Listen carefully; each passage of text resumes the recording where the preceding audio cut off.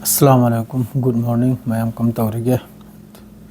पाव खटंग ma'am दा दुम थमजरंगे अयुक की अपडेट ने नहीं सो दिन सी यामना नुंगाइना लेलगदौरी यामना हरावना लेलगदौरी करिगदी रांगैना हाइजरमी नुमदांग सोइदमकी खिलाओइने हैना नुमदांग से सोइदमकी हराव पावमा सोइदमकी लाकनी नौना मचिनसी यामना तुमखलकप मखै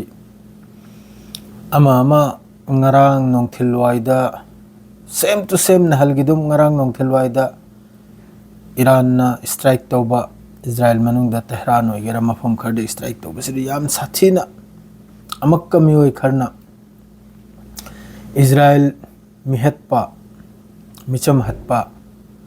habu yam na kanna support tawdana ama tawdana yam kanna matamdura madurasu acho choba anchor acho choba reporter acho choba pau ithokpa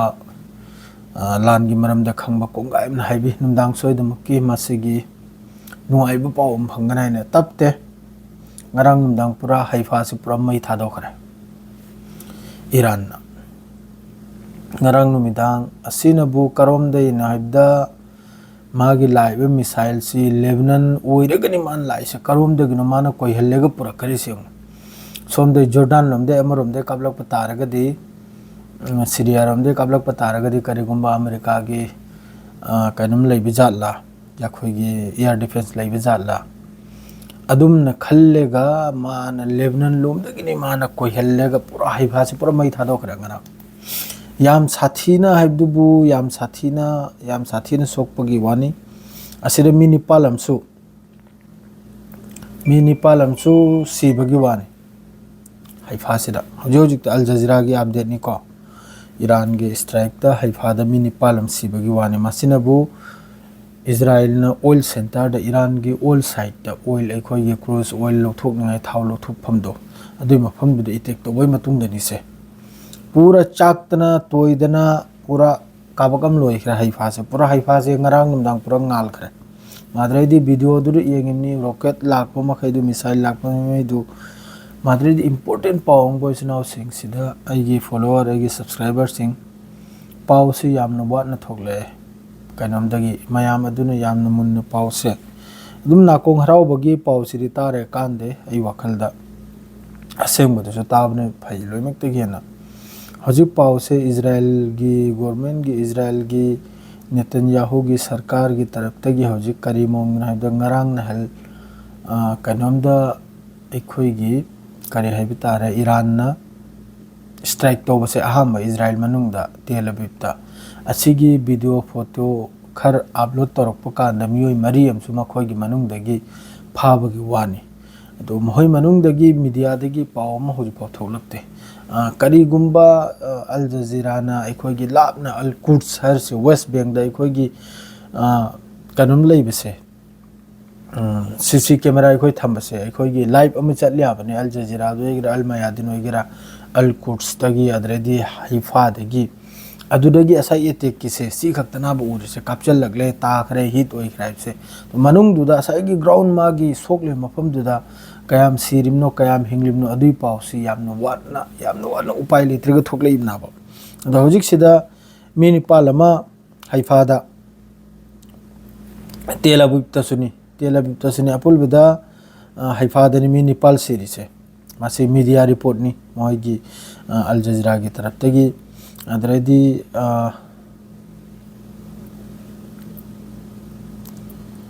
somnara makka karino hari se makhoi na ibda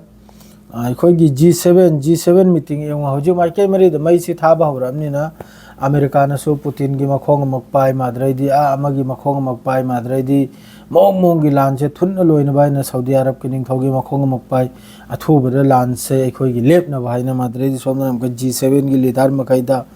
meeting phambagi madredi Iran amasung Israel gi lan se athuba da lepagi madre mayam amni sida mamang da Iran gi nuclear site to da attack taw kan da loimak na su chummi excellent kar hai grimni Donald Trump na ma do hojik nai ba hor amni ne Iran nongthil tawning ba tawjani numdang de Iran gi